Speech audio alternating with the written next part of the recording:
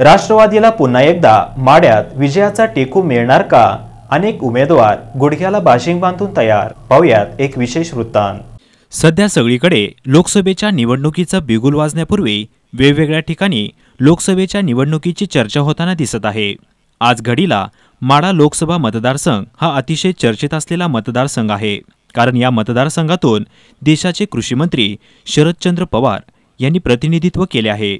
तर महाराष्ट्राचे माजी उपमुख्यमंत्री राष्ट्रवादीचे दिग्गज नेते विजयसिंह मोहिते पाटील सध्या या मतदारसंघाचे विद्यमान खासदार आहेत। 2014च्या लोकसभेच्या मोदी लाटेत सुद्धा विजयसिंह मोहिते पाटील राष्ट्रवादी काँग्रेसमधून स्वतः निवडून येऊन राष्ट्रवादीला बळ दिले।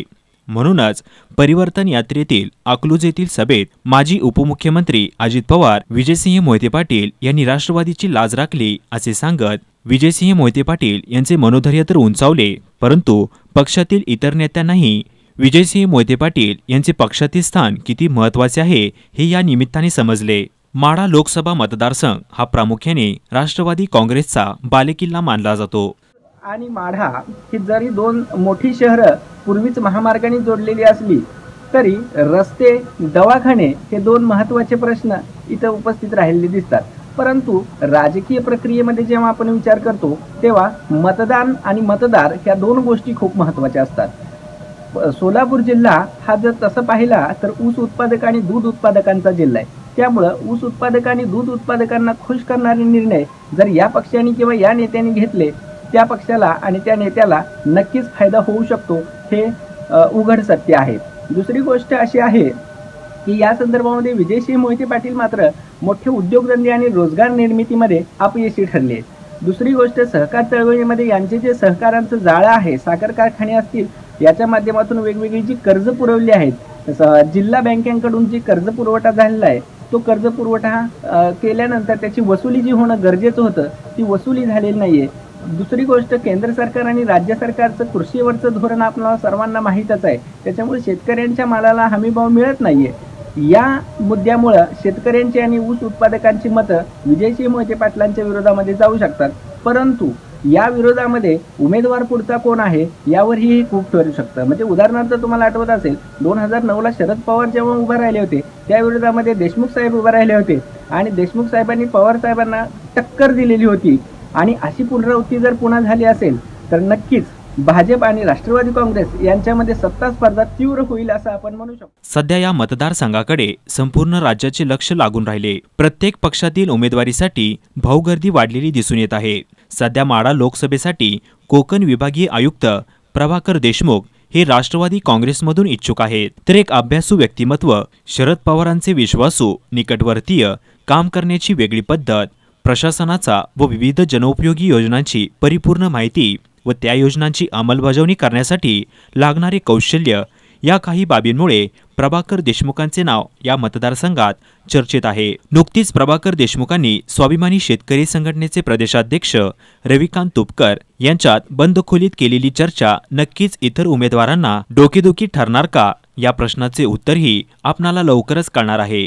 प्रभाकर देशमुख एक अभ्यासू सेवानिवृत्त अधिकारी आहेत, पण राजकारणातील हवे असणारे संघटन कौशल्य, राजकारणातील मातब्बर नेत्यांबरोबर हवे असणारे संभाषण कौशल्य या गोष्टींचा अभाव जाणवतो। तर राष्ट्रवादीचेच काही जुने नेते मंडळी प्रभाकर देशमुखांचे नेतृत्व मान्य करण्याच्या तयारीत नसल्याचे बोलले जात आहे। तर माजी उपमुख्यमंत्री आणि राष्ट्रवादीचे नेते खासदार विजयसिंह मोहिते पाटील हे सुद्धा फिक्स उमेदवार म्हणून कामाला लागलेले दिसत आहेत। माढा, करमाळा, सांगोला, माळशिरस या तालुक्यातून त्यांनी खासदार फंडातून केलेली कामे, जनतेशी असणारा संपर्क, काम करण्याची सचोटी, वागण्या बोलण्यातील साधेपणा यामुळे राष्ट्रवादी काँग्रेस पुन्हा एकदा विजयसिंह मोहिते पाटलांना उमेदवारी देणार हे जवळपास निश्चित झाले असल्याचे जाणकार व्यक्तीतून बोलले जात आहे। परंतु विजयसिंह मोहिते पाटील यांची उमेदवारी जाहीर करण्यात राष्ट्रवादी काँग्रेसचे वरिष्ठ नेते मंडळी उशीर का करत आहे, हेही राष्ट्रवादीच्या सर्वसामान्य कार्यकर्त्यांना प्रश्न पडलेला आहे। माढा लोकसभा मतदारसंघ हा राष्ट्रवादीचा बालेकिल्ला म्हणून ओळखला जात असले तरी यावर्षी जी होणारी निवडणूक आहे ती तशी होईल असं वाटत नाही। सन 2014च्या लोकसभा निवडणुकीमध्ये खासदार विजयसिंह मोहिते पाटील हे ज्या मतानं निवडून आलेले आहेत हे सर्व पाहता यावेळी या मतदारसंघामध्ये आलबेल आहे असं नाही। कारण खासदार विजयसिंह मोहिते पाटील यांना जर उमेदवारी दिली तर माढा मतदारसंघ म्हणजे करमाळा आणि माढा हे दोन विधानसभा मतदारसंघ या मतदारसंघामध्ये आहेत.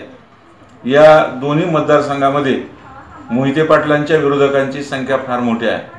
माढा आणि माढ्याचे आमदार बबनदादा शिंदे आणि जिल्हा परिषदेचे अध्यक्ष संजय मामा शिंदे या दोघांचा म्हणजे त्यांच्या गटाचा असणारा हा मोहिते पाटलांचा विरोध या राष्ट्रवादीच्या विजयावरती निश्चितच परिणाम करू शकतो. दुसऱ्या बाजूला माजी संधी अधिकारी प्रभाकर देशमुख यांना उमेदवारी देण्याचे संकेत राष्ट्रवादीकडून मिळालेले दिसत आहेत. प्रभाकर देशमुख त्या दृष्टीनं अनेक वेगवेगळ्या आघाडीवरती लढत आहेत. 26 जानेवारी 2019 हा त्यांचा जन्मदिवस. या निमित्तानं सर्व मतदारसंघामध्ये त्यांचे बॅनर्स आणि स्थानिक वर्तमानपत्र आणि जिल्ह्याच्या वर्तमानपत्रामध्ये जाहिरात त्यांनी दिली आहे. वेगवेगळ्या कार्यक्रमाच्या माध्यमातून ते जनतेसमोर येण्याचा प्रयत्न करत आहेत, पण त्यांची उमेदवारी अजून नक्की नाही. पडद्यापाठीमागून विजयसिंह मोहिते पाटील यांच्या बाबतीत कोण राजकारण करीत आहे हे सुद्धा मतदारांना पडलेला प्रश्न आहे. करमाळा, माढा, सांगोला, माळशिरस, मान तालुक्यातील अनेक कार्यक्रमात विजयसिंह मोहिते पाटलांनी हजेरी लावून आपला विजयरथ रोखणे अवघड आहे असे विरोधकाला दाखवून दिले असल्याचे दिसून येत आहे. प्रत्येक तालुक्यातील लोकप्रतिनिधींशी असणारा त्यांचा स्नेह आज मेथीला स्ट्रॉंग असलेला दिसून येतो. परंतु विजयसिंह मोहिते पाटील सध्या इच्छुक नसल्याचे त्यांच्या कार्यकर्त्यातून बोलले जात आहे. रणजितसिंह मोहिते पाटील यांचेही माढा लोकसभेसाठी नाव आघाडीवर असल्याचे चित्र दिसून येत असून त्यांनीही नुकताच माढा लोकसभेत असणाऱ्या गावाचा गावभेट दौरा केला असून आपणास पक्षाने उमेदवारी दिली तर पक्षाचा पक्षादेश मानून आपण कार्य करणार असल्याचे बोलून दाखवले. 2014च्या लोकसभेला मित्रपक्षाच्या साथीने स्वाभिमानीचे सदाभाऊ खोत यांनी जोरदार लढत दिली होती. भाजपाच्या लाटेतही विजयसिंह मोहिते पाटील निवडून आले. विजयसिंह मोहिते पाटील की रणजितसिंह मोहिते पाटील यांना मिळणार हे पाहणे उत्सुकतेचे ठरणार आहे. तर दुसरीकडे राष्ट्रवादीच्या उमेदवाराला शह देण्यासाठी भाजपाचे सहकार मंत्री, भाजपाचे ज्येष्ठ नेते सुभाष देशमुख यांनी माढा मतदारसंघात तळ ठोकला आहे.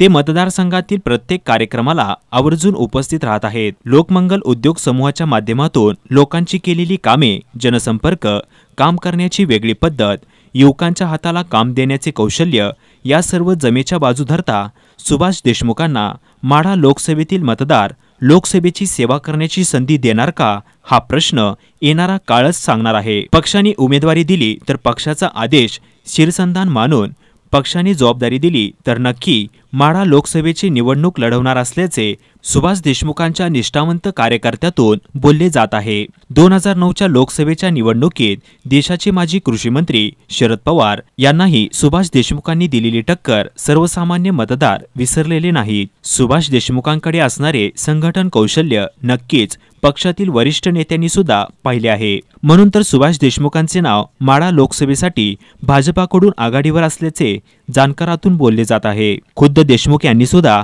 आपणाला पक्षाने सांगितले तर निवडणुकीच्या रिंगणात उतरणार असल्याचे बोलून दाखवले आहे. तर दुसरीकडे जिल्हा परिषद अध्यक्ष संजय शिंदे हे सुद्धा मोहिते पाटलांच्या विरोधात दंड थोपाटण्याच्या तयारीत आहेत. माळशिरसचे उत्तम जानकर, सांगोल्याचे शहाजीबापू पाटील हे सुद्धा लोकसभेला उभे राहण्याची तयारी करीत असल्याचे त्यांच्या कार्यकर्त्यातून बोलले जात आहे. सर्वसामान्य लोकांच्या प्राथमिक गरजा पूर्ण व्हाव्यात, माढा लोकसभा मतदारसंघातील अपूर्ण राहिलेले सिंचन प्रकल्प दुष्काळावरती माफ करण्यासाठी योजनांची प्रभावी अंमलबजावणी, शिक्षण, रस्ते, आरोग्य या मूलभूत गरजा भागवण्यासाठी निवडून येणाऱ्या उमेदवारांनी प्रयत्न करावा अशी माफक अपेक्षा मतदारांची आहे.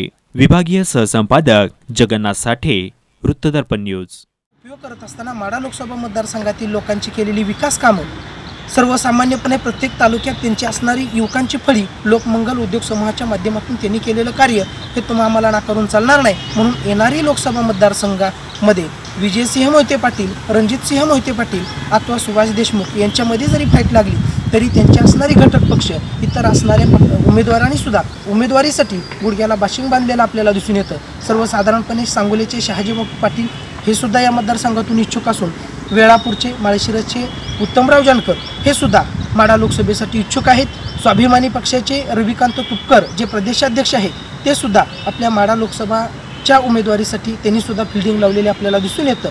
या सगळ्या गोष्टींचा आपण विचार केला तर माढा लोकसभा मतदारसंघामध्ये सर्वसाधारणपणे या सगळ्या गोष्टींचा तुम्ही आम्ही विचार केला तर माढा लोकसभेतील उमेदवार कोण जरी असला तरीसुद्धा निवडून येणाऱ्या उमेदवारानं इथल्या सर्वसामान्य नागरिकांना आवश्यक असणाऱ्या गरजा शिक्षण, आरोग्य, स्वच्छता असेल, शेतकऱ्यांच्या असणारे आत्महत्येचं प्रमाण थोडंसं कमी जरी असलं तरी शेतकऱ्यांना सक्षम असणारा पर्याय उपलब्ध केला पाहिजे.